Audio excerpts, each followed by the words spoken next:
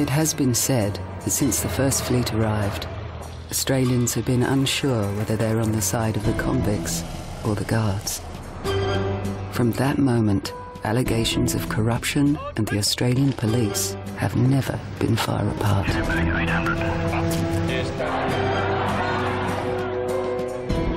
By the 1970s, many began to suspect that the 16,000-member New South Wales police force, the third largest in the world, was rotten with entrenched corruption.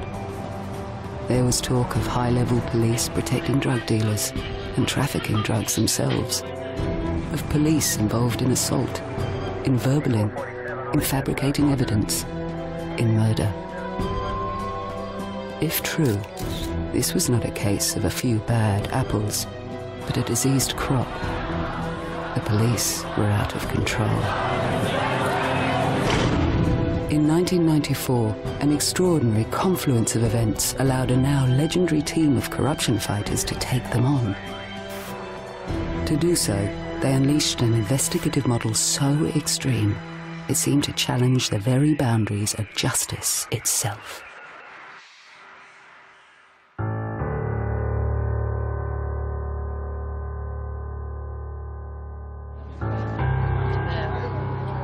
I'm alleging that there's incompetence, cover-up, involving a large number of senior police. For 20 years, John Hatton, the independent member from the South Coast, had endangered his life collecting evidence about high-level corruption in the New South Wales police force. Corruption, he believed, that went all the way to the top. It does appear as if some departments have worked together to prevent the truth from coming out. And if we don't learn from history, then history will repeat itself, especially if we don't single out those corrupt officers and get rid of them. If you do not do this, then you will stand condemned. On May 11th, 1994, Hatton, along with two other independents, held the balance of power in the minority Liberal Party government. He decided to play his hand. Urgent motions. Honourable Member for South Coast. Mr Speaker, I move that this House calls upon the Premier, in consultation with the Leader of the Opposition, to establish a Royal Commission staffed by personnel other than serving or former New South Wales Police to inquire into the operations of the police service. Mr Speaker, corruption is entrenched paranoia of the New South Wales Police Service. Order. My secretary, Linda Furness, heard Griffith on the phone saying, "Tony, get the troops over here." The urgency of this motion, I believe... And within a short time, they'd obviously collected in mass and they filed in full uniform.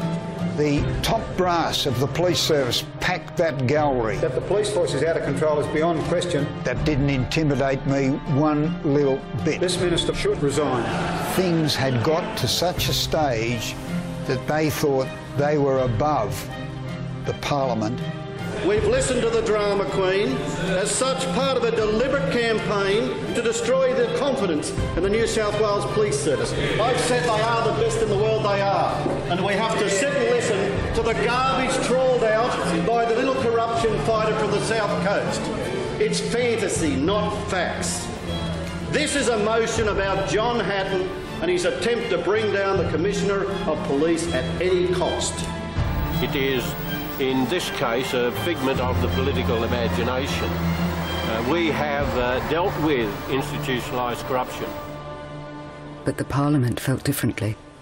And after 9 gruelling hours of ferocious debate and 46 ayes to 45 noes, John Hatton got his urgent motion for a Royal Commission through by a single vote. All those in favour will say aye. The contrary, no. I think the ayes have it. The ayes have it. Independent MP John Hatton has won crucial support in the Parliament for his pursuit of the New South Wales Police Force. He deluged the Parliament with allegations, naming high-ranking police officers right up to Commissioner Tony Lauer. There are two things that I look forward to. The first is seeing Mr Hatton away from parliamentary privilege in the witness box at the Royal Commission. And the second is my opportunity to once again clear my name. I was very much aware that there was controversy about the inquiry, and there were those on one side of politics and also those within the police who said this is an absolute waste of time because this is a squeaky clean police force. So I was aware of the people who said, no, don't do this, but I also thought this was worth doing. A Supreme Court judge has taken on the toughest chore in New South Wales. Justice James